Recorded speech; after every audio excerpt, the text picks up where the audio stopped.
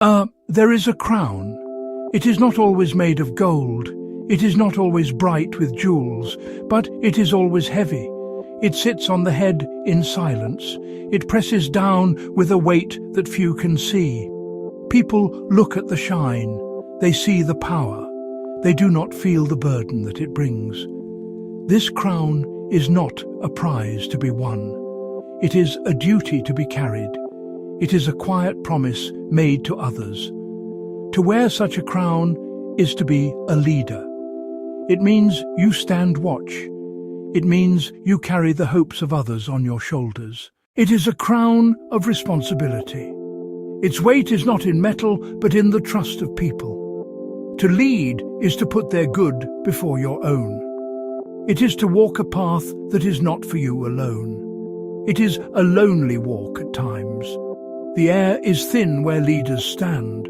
This crown does not make a sound, but its presence is always felt. It is there when you wake. It is there in the long nights. It is a constant reminder of the task at hand. It asks for more than you think you have to give. It demands a strength that is not loud. It is a quiet, steady force that holds things together when they want to fall apart. It is the discipline that crowns kings. Think of a wild stallion. He runs across an open field. His power is a thing to behold.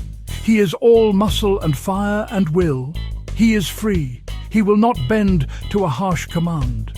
He answers only to the wind. His spirit burns bright and untamed. A leader often meets this kind of strength in people. It is the raw power of life itself. It is the will that wants to run its own course, in its own way. To break this horse with force is a simple thing. A cruel hand and a sharp bit can make it obey. The horse will bend, it will submit, but its spirit will be gone. Fear will be its master, and obedience that comes from fear is a hollow victory. True leadership approaches this wild strength with patience. He does not shout. He does not demand. He moves slowly. He learns the ways of the horse. He earns trust in small moments. He asks for it and waits for the horse to give it willingly. Now think of a river, a great river. It moves with a deep and quiet power. It does not roar without reason. It flows steadily between its banks. The banks are what give the river its form and its direction. They guide its immense energy. The river meets rocks and bends around them. It slows in the flat plains and quickens in the narrows. But the banks hold it. They keep it from spreading into a destructive, shallow swamp. Now see an arrow. It rests against a bow. The archer draws the string back. The bow bends. The arrow feels the tension. It feels the strain of being pulled backward. This backward pull is not a punishment. It is not harm. It is the gathering of power. The farther back the string is drawn, the more potential the arrow holds. The greater the tension, the farther the arrow will fly. It is a necessary bending before the release. Obedience is like this tension. It is the bending of the will. It is a surrender to a higher purpose. A leader is the archer. He does not draw the bow for his own amusement. He has a target in his sights. He asks for this tension, this obedience, because he knows where the arrow must go. Strength without aim is just wasted force. It hits nothing. The archer holds his aim with steady hands. He is calm. He is focused. Power is useless without a clear target. A leader must provide that target, a purpose worthy of their strength. Across all of history, there is one quiet example that stands apart. He walked in the low places. He wore no crown of gold. His name was Jesus. His authority did not come from a throne. It came from a basin of water, a towel. He taught his followers by serving them. He knelt and washed their dusty feet.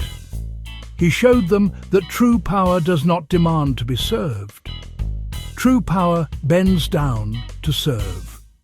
He spoke of a shepherd who leaves his 99 sheep. He leaves them in safety and searches for the one that is lost. He carries it home on his shoulders. He did not seek the company of the powerful.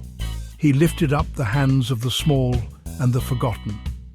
His strength was wrapped in mercy. His commands were invitations to a better life. He called people to give up their pride, not so he could be greater, but so they could be free. Do not mistake humility for weakness. It is a different kind of strength.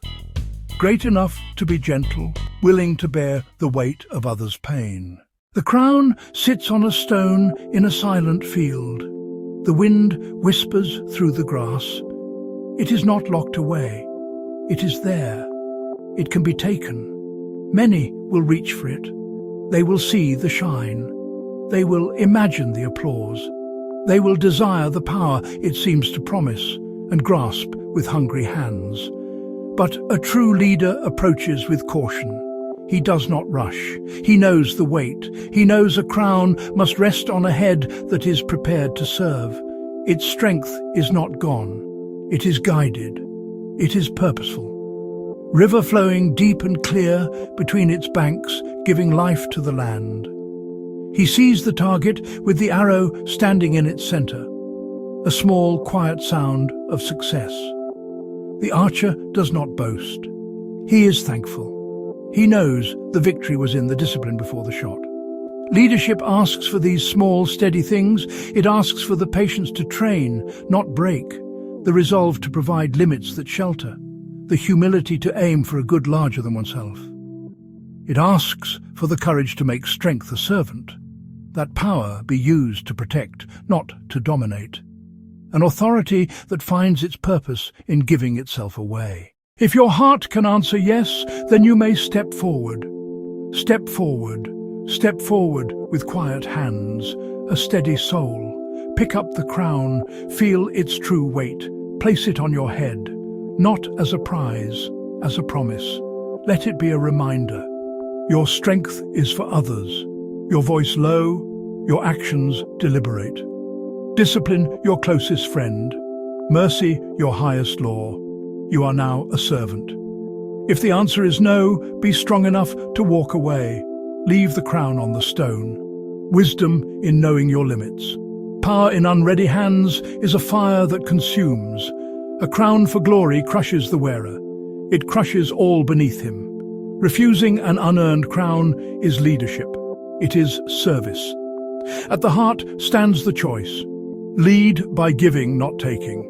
Not first in line, first in care, last in praise. Reward not the shine of the crown. Reward the well-being of the people. Make strength a servant. Let limits be a shelter. Let the aim be humble. Then the crown's weight becomes grace.